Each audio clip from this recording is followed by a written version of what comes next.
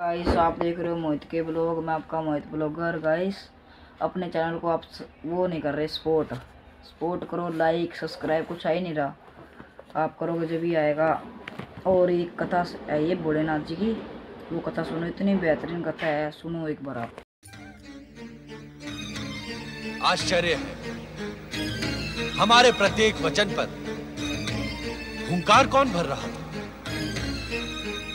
कौन है वो प्राणी जो हमारी आज्ञा के बिना इस दिव्य ब्रह्म ज्ञान के संदेश को सुनकर हुंकार भर रहा था? उपस्थित हो।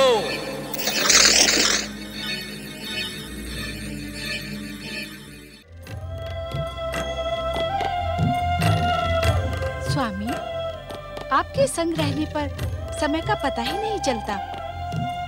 गगन विहार करते करते पूरी रात्रि बीत गई। देवी पार्वती, पूर्व दिशा से उगने वाला आज का सूर्य आपके लिए ब्रह्म ज्ञान का महान संदेश लेकर आया है। तो क्या ब्रह्म ज्ञान मुझे आज ही मिलेगा? हाँ देवी, हमने निश्चय किया है कि इन्हीं हिममणित पर्वत श्रेणियों के एक हिम पाषाण कंदरा में हम तुम्हें वो ब्रह्म ज्ञान प्रदान करेंगे जिसे पाने की आकांक्षा में विगत कई दिनों से तुम्हारे हृदय में द्वंद्व चल रहा है।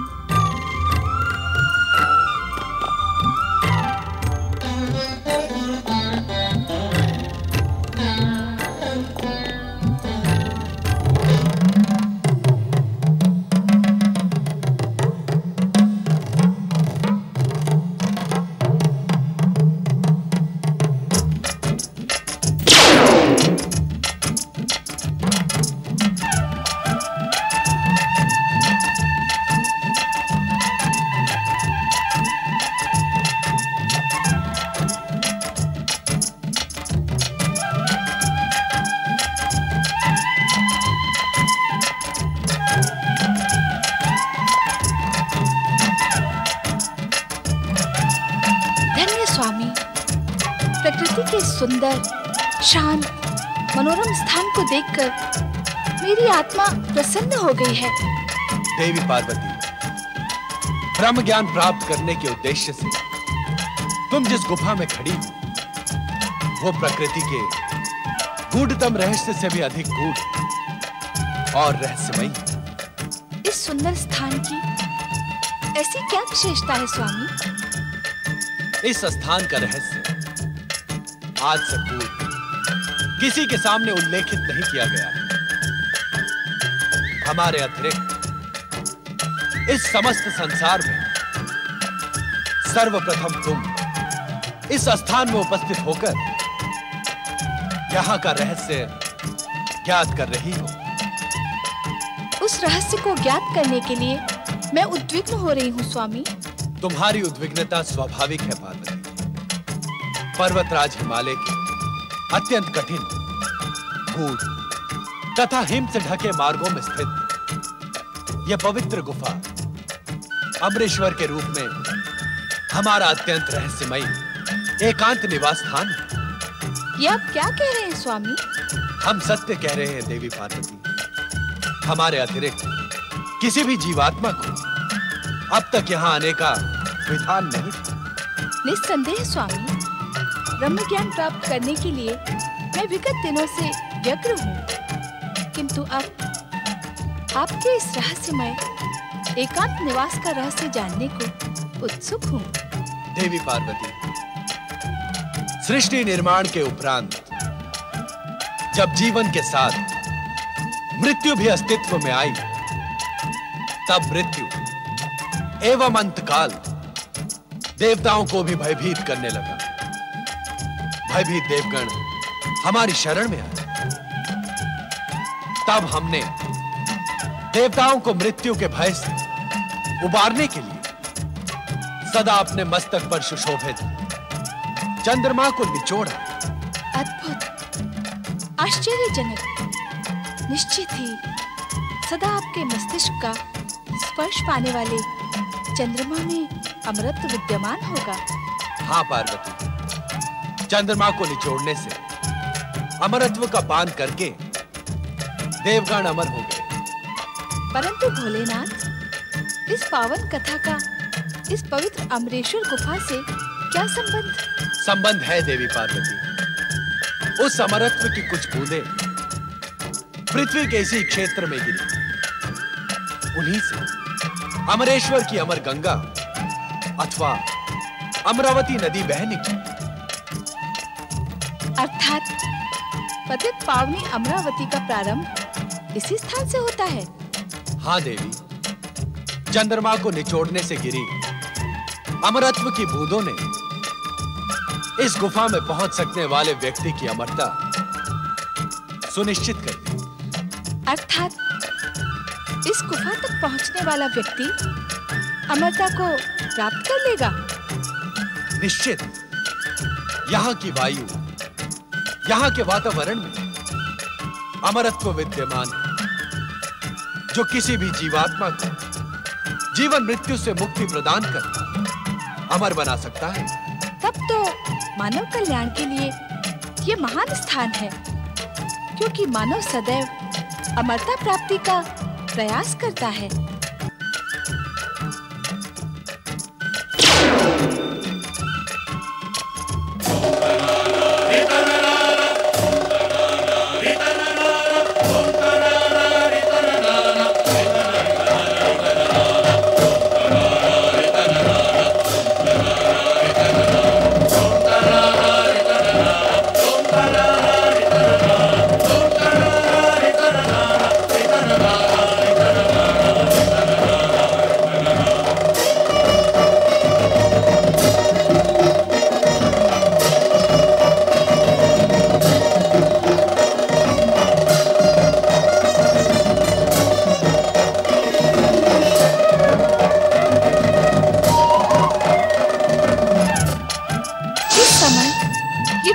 क्यों स्वामी?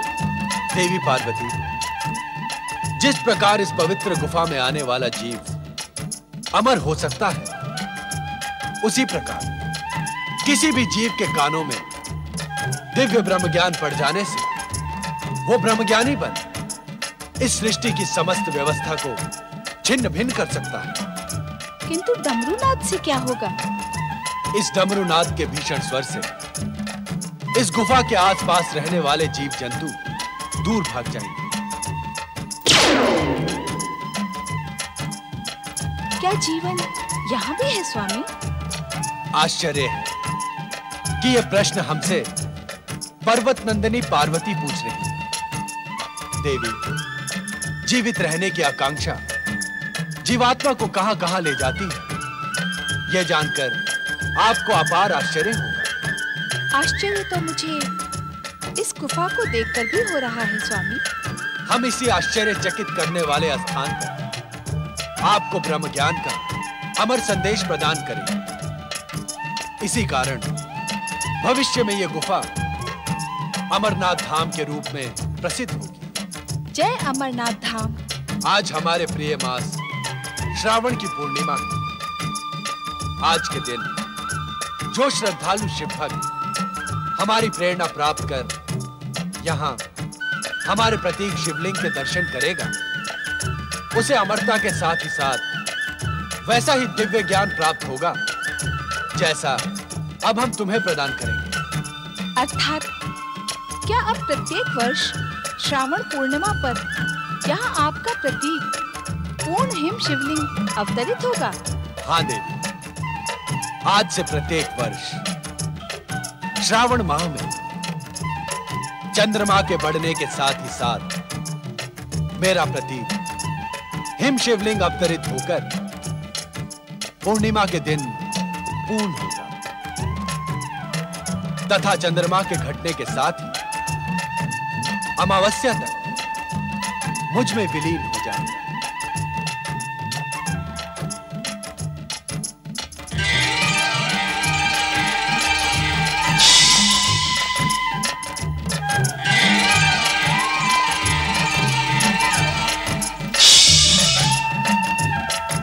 देवी, इस आसन पर विराजमान हो जाओ।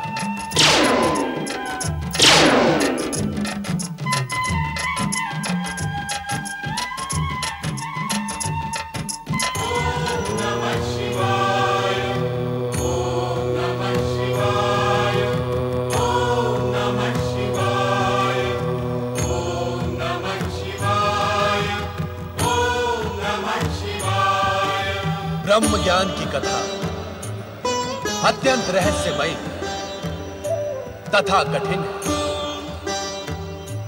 हम ये ज्ञान तुम्हें समाधि अवस्था में प्रदान करेंगे।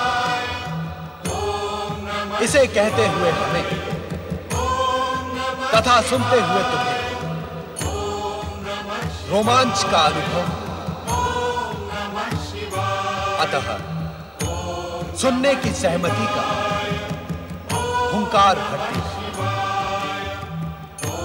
जिससे हमें यह ज्ञात रहे कि तुम ध्यान से ब्रह्म कथा सुन रही हो। जो आज्ञा। शक्ति स्वरूपा पार्वती, तुम्हें यह ज्ञात हो कि पूर्व काल में हमने अपने निर्गुण दिव्य तेज से पंचक्रोशी नगरी का निर्माण किया। इसी पंचक्रोशी नगरी में श्री हरि विष्णु पुरुष के रूप में प्रकट होकर हमारे पंचाक्षरी मंत्र का प्रणव सहित ब्रह्म ज्ञान की साधना करते हुए जप करने लगे। ओम नमः शिवाय। हमारे इस पंचाक्षरी मंत्र के निरंतर जप से एक दिव्य ध्वनि का निर्माण हुआ। उस दिव्य ध्वनि से आनंद की लहरें उठने लगी। श्री हरि विष्णु का संपूर्ण शरीर इस आनंद लहरी का अनुभव करने लगा।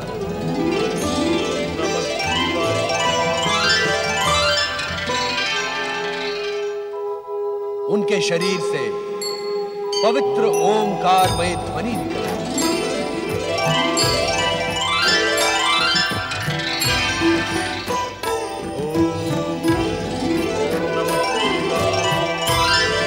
ये ओंकारमय ध्वनि इस बात का संकेत है कि परम पुरुष श्री हरि विष्णु को ब्रह्म ज्ञान का साक्षात्कार होने लगा था। ये ब्रह्म ज्ञान शिव का स्वरूप है। जो जीवात्मा मुझ परमात्मा स्वरूप के इस ब्रह्म ज्ञान को अपने हृदय में स्थित देख ले, वो साक्षात हमें अर्थात शिव तत्व को प्राप्त कर ले। देवी पार्वती लोक कल्याण तथा निरंतर शिव भक्ति में प्रयत्नशील शुद्ध आत्माओं, निर्मल मन और सात्विक बुद्धि वालों को शीघ्र ही शिव तत्व की प्राप्ति हो जाती है।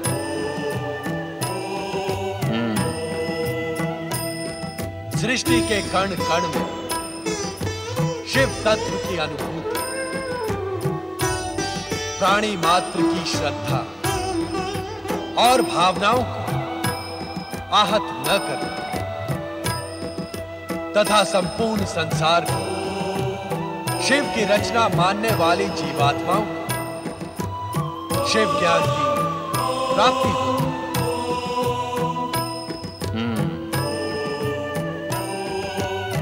अपने को श्रेष्ठ और दूसरे को निकृष्ट न मानना, तप, जप और पवित्रता की ओर अग्रसर होने वालों के मार्ग में बाधक न बनने वाली अहंकार रहित जीवात्माओं को शिव भक्ति की प्राप्ति होती है। शिव तत्व, शिव ज्ञान और शिव भक्ति की प्राप्ति से मन, आत्मा और बुद्धि तेजस्वी तथा ओजस्वी बन जाती है। इतना प्राप्त कर लेने पर कुछ भी प्राप्त करना शेष नहीं बचता। शिव तत्व, शिव ज्ञान और शिव भक्ति को प्राप्त करने का एकमात्र मार्ग है शिव चरणों में अपना जीवन समर्पित कर निरंतर हमारे पंचाक्षरी मंत्र ओम नमः शिवाय का जाप कर। हमारे इस पंचाक्षरी मंत्र ओम नमः शिवाय में संसार का सर्वश्रेष्ठ ज्ञान समाहित है।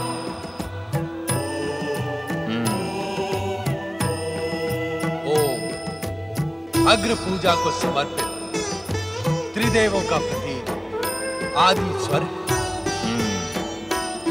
शिव जीवन के कल्याण का स्वरूप है तथा उस कल्याण रूपी शिव स्वरूप नमन ब्रह्म रूपी शिव को प्राप्त करने का सर्वोत्तम उपाय है। यही ब्रह्म ज्ञान का सत्य है, यही शिव की सुंदर रचना है। मेरे द्वारा प्रकट सत्यम शिवम और सुंदरम से युक्त यह ब्रह्म ज्ञान उन्हीं महाभागों को प्राप्त होता है जो मेरे स्वरूप में अगाध श्रद्धा रखते हैं। मेरी आज्ञा अनुसार धर्म मार्ग पर चलने वाले प्राणी मेरी ही कृपा से मल एवं माया से मुक्त होकर मेरे परमानंद सच्चिदानंद स्वरूप में लीन हो जाते हैं। स्वयं मेरे द्वारा रचित एवं कहे गए इस दिव्य ज्ञान को प्राप्त ज्ञानी इस ज्ञान के प्रकाश रूपी अग्नि से अपने कर्म में शरीर को क्षण भर में जलाकर मेरी कृपा से कर्म बंधन से छुटकारा पाकर मोक्ष को प्राप्त कर लेते हैं।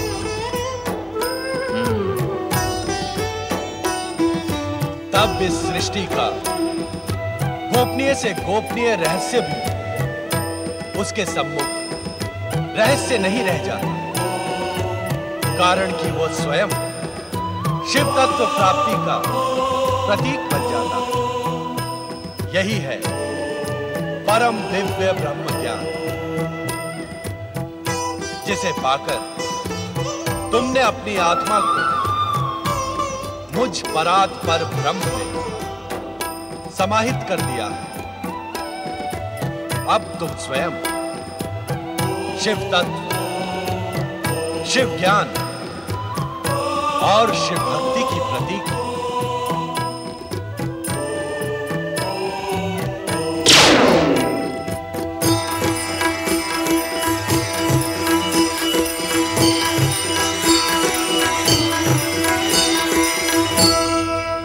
परंतु देवी पार्वती ब्रह्म ज्ञान प्राप्त कर सकें इससे पूर्व ही निद्रा मग्न हो जाती है और उनके स्थान पर श्रापित कबूतर रूपी ध्रौम्य ब्रह्म ज्ञानी हो जाता है। कबूतर रूपी ध्रौम्य को ब्रह्म ज्ञान की प्राप्ति हुई, ये भी विधि का ही विधान था।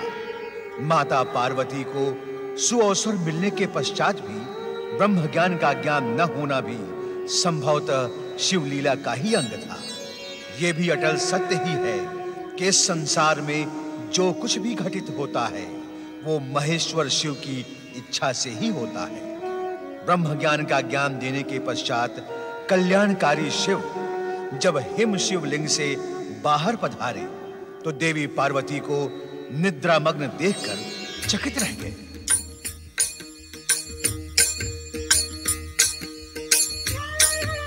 तुम सो रही हो पार्वती,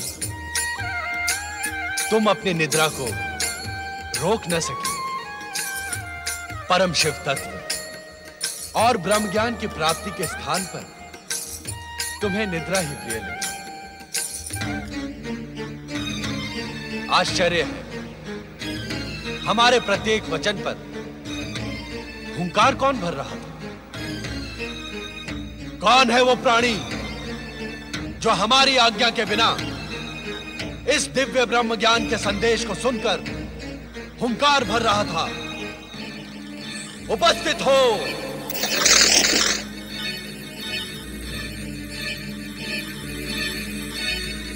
महादेव जी, आपकी आज्ञा के बिना तीनों लोकों में एक कण भी इधर से उधर नहीं होता। मुझे आपके डमरू नाद द्वारा इस स्थान पर पहुंचने का संदेश मिला। क्या आपकी इच्छा के बिना कपोत जैसा साधारण प्राणी इस भयानक शीत प्रदेश में एक क्षण में जीवित रह सकता है? इसके उपरांत भी यदि मैंने आपकी आज्ञा का उल्लंघन किया हो तो आप मुझे दंड दें भोलेनाथ। मैं पापी आपके दंड का ही योग्य हूं स्वामी। मन छोटा न करो ध्रुव। ये सारी माया हमने तुम्हें शाप मुक्त और ब्रह्म ज्ञान देने के लिए ही रची थी। ब्रह्म ज्ञान के लिए तुम्हारी पात्रता पहले ही निश्चित हो गई थी। अब तुम अपने गुरु के शाप से मुक्त हुए। ब्रह्म ज्ञानी ध्रुव ने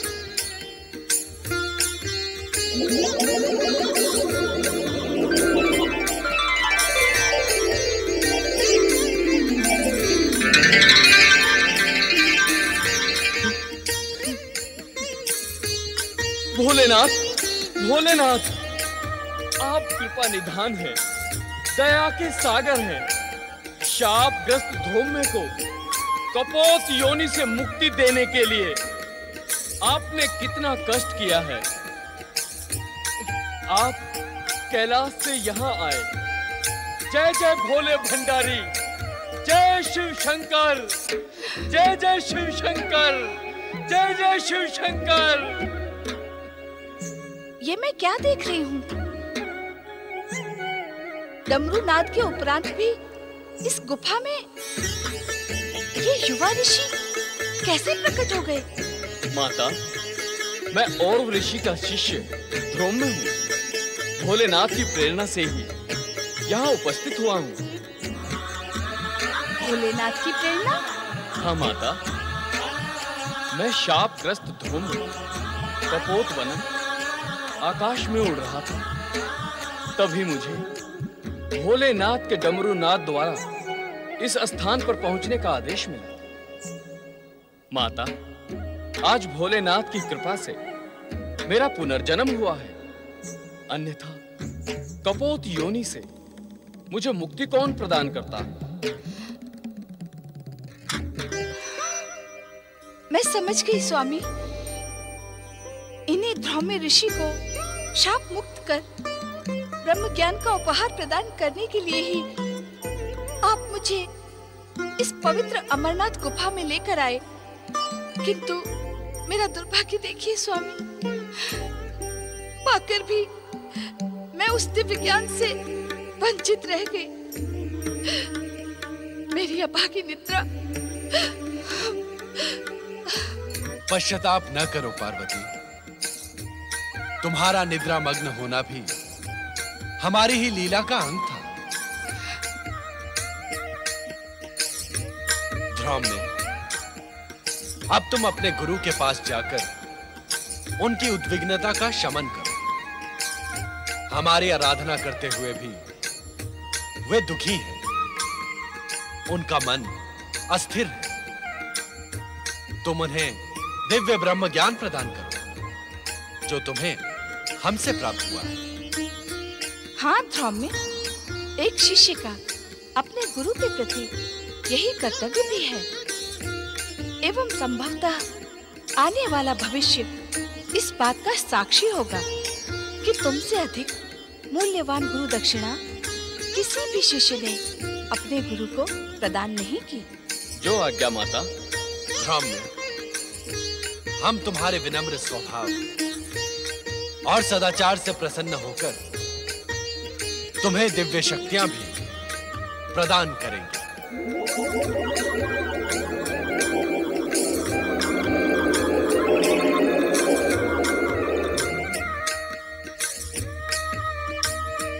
मैं आपकी इस महान कृपा के योग्य नहीं था भोलेनाथ। भगवान, अब मुझे आज्ञा दी जिससे शीघ्र अतिशीघ्र मैं अपने गुरु को विषाद मुक्त कर सकूं। ओम नमः शिवाय। स्वामी, क्या मैं अब भी ब्रह्म ज्ञान से वंचित रहूंगी? धैर्य रखो देवी, समय आने पर इस प्रश्न का उत्तर तुम्हें अवश्य मिल जाएगा। अपने मन की उद्विग्नता का शमन करो देवी। तुम्हारे मन में जो प्रश्न जन्म ले रहे हैं उनका निसंकोच उल्लेख करो। स्वामी, ये अमरनाथ गुफा आपके ब्रह्म ज्ञान प्रदान करने से ब्रह्म भूमि बन गई है। इसके शांत तथा आध्यात्मिक वातावरण ने मेरे मन को प्रफुल्लित कर दिया है। स्वामी, अब मेरा मन यहाँ से जाने को उत्सुक नहीं है।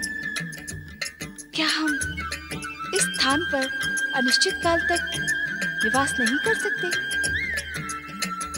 तनिक अपने नंदी तथा अन्य शिव भक्तों के साथ ही उन प्रियजनों की भी चिंता करो पार्वती, जो अपने समस्याओं के समाधान के लिए हमारी शरण में कैलाश पहुंचते हैं। हमें कैलाश पर ना पाकर सभी भक्त एवं प्रियजन भी ब्रह्म ज्ञान के लिए प्रयत्नशील होंगे। इससे उन सबका कल्याण होगा।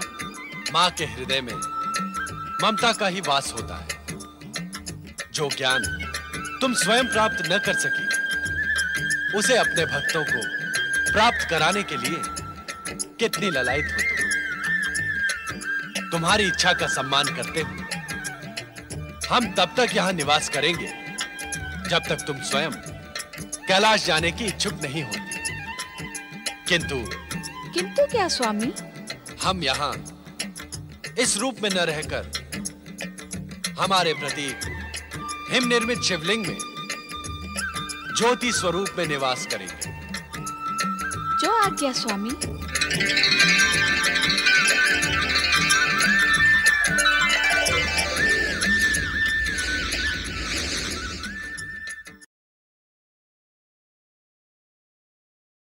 सच में कथा अच्छी लगी है ना तो लाइक सब्सक्राइब कर देना, कमेंट तो आना सही लगी तो कथा। ठीक है, जय अम्बे।